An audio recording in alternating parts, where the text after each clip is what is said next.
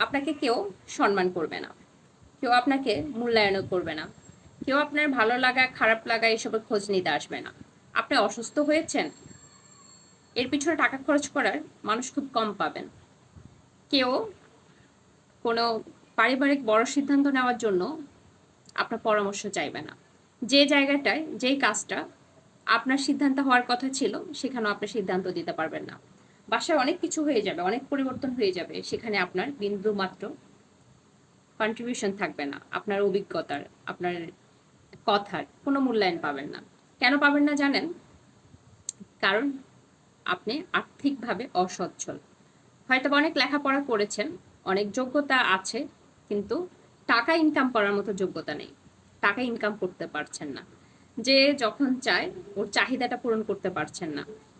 মনে করেন আপনি ছোট ভাই বোনদেরকে ওদের প্রয়োজনে কিছু দিতে পারছেন না। আপনি আপনার নিজের পরিবার থেকে মূল্যায়ন পাচ্ছেন না, দূর থেকে তো প্রশ্নই আসে না। অন্য কারো সেটা তো কল্পনার বাহিরে। আপনার আত্মীয় স্বজনরা কেউ আপনার নামে ভালো বলে না, খারাপও বলে না। হয়তো বা খারাপ বলে, ভালো কিছু বলে না। কারণ কি জানেন? আপনার আর্থিকভাবে অসচ্ছল। যখন আপনি আর্থিকভাবে সচ্ছল হবেন, টাকা না জাদুর মতো কাজ করে। যে ব্যাপারগুলো এতক্ষণ বলে এসেছি ওই ব্যাপারগুলো উল্টো হবে। আপনার না চাইতেও আপনার ব্যস্ততা বাড়বে, আপনি না চাইতে ওইখানে আপনার সিদ্ধান্ত নেওয়ার জন্য মানুষ অপেক্ষা করবে। আপনি কখন সময় দিবেন, আপনি কখন এই ব্যাপারটা নিয়ে কথা বলতে পারবেন, ওই কাজটা আপনি কখন করতে পারবেন। খুব ম্যাজিক না? আপনি একই মানুষ।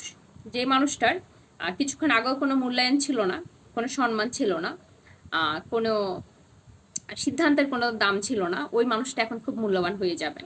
পুরো কাজটাই আপনি না, আপনার জন্য আপনি সম্মান পাচ্ছেন না।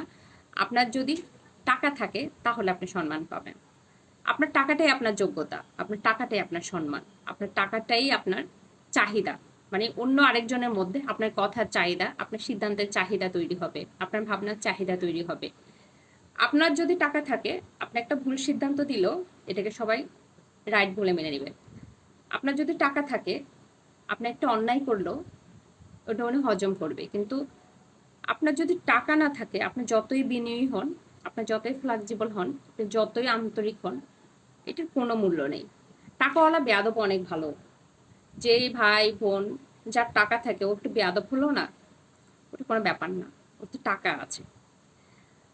আমাদের সমাজে বেয়াদবদেরকে প্রমোট করার জন্য একটা শব্দ ব্যবহার করা হয়, প্লিজ সবাই ক্ষমা সুন্দর দৃষ্টিতে দেখবেন। আর কেউ সবকিছু আমার ব্যক্তিগত মনে করে ধরে নেবেন না।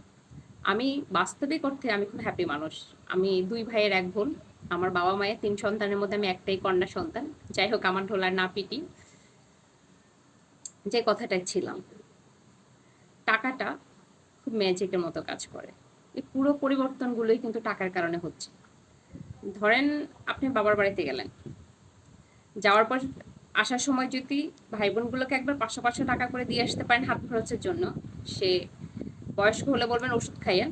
ওই মানুষগুলো এরপর আবার যখন আপনি যাবেন, না চাইতেও আপনার চারপাশে ঘুরঘুর করবে।